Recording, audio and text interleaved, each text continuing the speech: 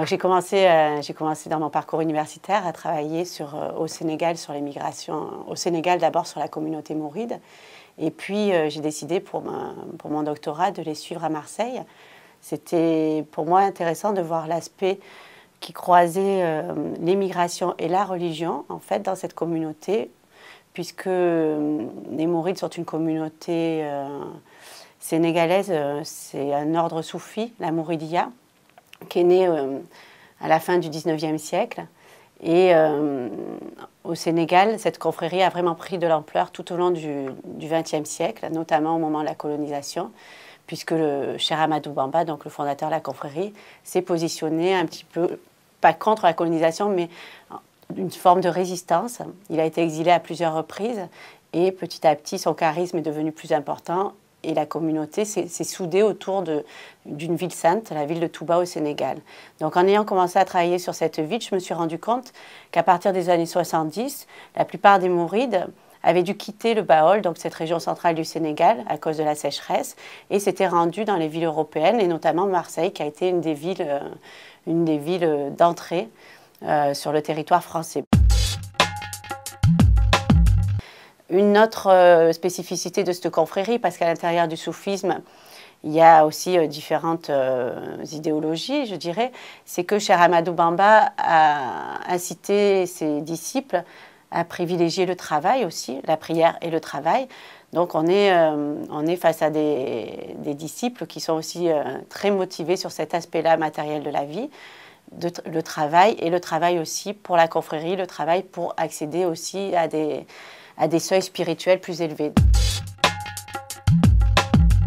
À Marseille, à partir des années 70-80, les premières associations mourides ont été créées. On appelle des daïras mourides. Ils ont inscrit leur association aujourd'hui depuis 80 et quelques sous la loi 1901 comme une association classique, culturelle, et non pas religieuse puisque c'est interdit.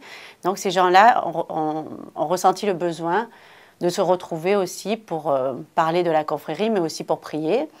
Comme le vendredi est un jour saint, mais un jour travaillé en France, et que les commerçants, dans tous les cas, ne pouvaient pas quitter leur travail, les daïras étaient organisés le dimanche. Ces moments sont des moments de recueillement, de prière, des moments aussi où on pense au pays qui nous manque. Donc c'est des moments de retrouvailles, et c'est des moments aussi où les chers amènent avec eux la baraka. Donc cette puissance spirituelle assez forte que les Sénégalais ici viennent aussi rechercher, engranger, qui leur donne aussi de la force dans leur parcours aussi migratoire qui n'est pas toujours très simple non plus. Donc petit à petit, ils se sont organisés pour accueillir les guides spirituels. Et c'est là qu'on voit vraiment le changement, puisque dans la logique mouride, on va dire, de tout le XXe siècle, normalement, c'est les talibés, quand on est au Sénégal, c'est les disciples qui rendent visite à leurs chers à Touba ou dans leur concession à Dakar ou à Saint-Louis, mais c'est jamais les chers qui viennent vers les talibés. Et dans la logique de la migration, les chers ont dû s'adapter et venir à la rencontre des disciples. Et quand je disais que les chers se sont adaptés aussi dans leur déplacement pour rencontrer les talibés, c'est aussi effectivement pour récupérer l'aumône, l'aumône légale, la zakat, qui leur permet de faire vivre Touba, sa ville, les hôpitaux, les écoles, etc. Le Grand Magal, c'est la célébration du départ en exil du cheikh fondateur, de Cheikh Ahmadou Bamba. Donc cette célébration qui a lieu chaque année va regrouper tous les talibés migrants. Et cette célébration n'était pas aussi importante avant les migrations des Sénégalais mourides. En fait, c'est devenu un lieu-moment très important du fait de cet éparpillement des talibés dans le monde. Ce regroupement, ça leur permet de faire vivre leur foi, mais ça leur permet aussi d'échanger, de se rencontrer, comme tous les lieux de pèlerinage en général. Donc ça reste un grand marché. Et ce moment-là, c'est un moment aussi qui a été un moment, on va dire, créé aussi par la demande de tous ces migrants. Quand on arrive et qu'on n'a pas le métier, on va commencer son métier de colporteur avec les grossistes dans les années 70-90, c'est les grossistes sénégalais qui étaient encore présents sur Belzunce qui allaient leur prêter de la marchandise pour commencer leur activité. Aujourd'hui, depuis les années 2000, les grossistes sénégalais ne sont plus présents sur Marseille. Certains sont repartis dans les années 2000 en Italie puisqu'il y avait plus de régularisation. Et d'autres sont restés ici et continuent à travailler comme forains sur les marchés. Le réseau religieux sert aussi le réseau économique parce qu'il permet, une facilité de circulation de l'argent aussi, avec une forme de confiance qui est liée au fait qu'on appartient à la même confrérie, on a fait allégeance à un cher mouride. On travaille à partir de toutes les sources qu'on a à disposition. Ce sont d'abord les autres écrits, les écrits des autres chercheurs, les journaux, c'est aussi la théologie. Mais en même temps, ma matière principale, ça va être quand même les récits de vie et le suivi aussi des individus. Partir avec eux, de vivre avec eux aussi pour interroger aussi l'environnement, puisque le récit c'est une chose, mais voir les gens en situation, les voir vivre, participer aussi aux rencontres avec les chers, faire les cérémonies religieuses. J'ai voulu observer comment cette foi, elle se vivait aussi au quotidien, puisque en migration, c'est d'autres moments. Quand ils sont ici, c'est leur vie au quotidien qui va les rattraper. Et les petits moments religieux sont quand même plus espacés, alors que les moments de Magal ou les rencontres avec les chers, là, on est sur des moments d'exaltation, donc c'est aussi intéressant à observer. Une fois où j'étais au Grand Magal de Touba, parmi la foule, et puis avec mes cheveux un peu lisses, mon foulard ne tenait pas bien sur les cheveux, il n'arrêtait pas de partir. Et à un moment donné, où il y a un talibé un peu fanatique là, qui est arrivé et qui m'a remis violemment le foulard sur la tête. Et là, je me suis dit, effectivement, bon, c'est bien beau l'anthropologie, mais qu'est-ce que je fais là? Voilà. Et ça, il y a plusieurs moments où on se le dit. On se dit, mais qu'est-ce qu'on fait là? Qu'est-ce qu'on fait parmi ces gens-là aussi, même si c'est notre sujet, c'est nos recherches, ça nous passionne. Il y a des moments où on se sent complètement intrus, voire indiscret aussi.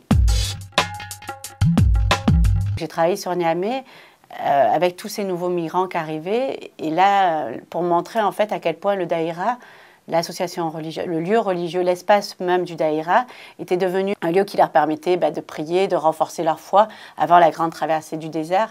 Ce désert où ils savaient que certains ne seraient pas rescapés.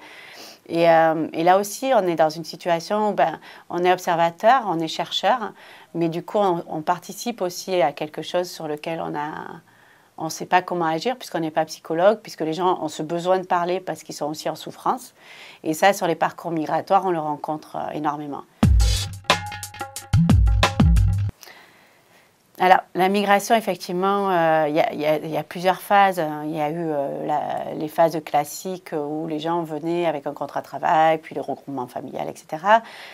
La mise en place d'une politique européenne aujourd'hui de fermeture des frontières à relancer cette migration par étapes.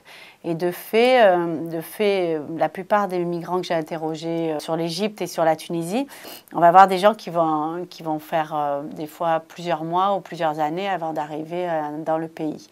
Et c'est pas seulement la politique européenne qui ne facilite pas les déplacements, c'est aussi à l'intérieur de l'Afrique une politique des États africains qui ne laisse pas l'ouverture des frontières pour tout le monde.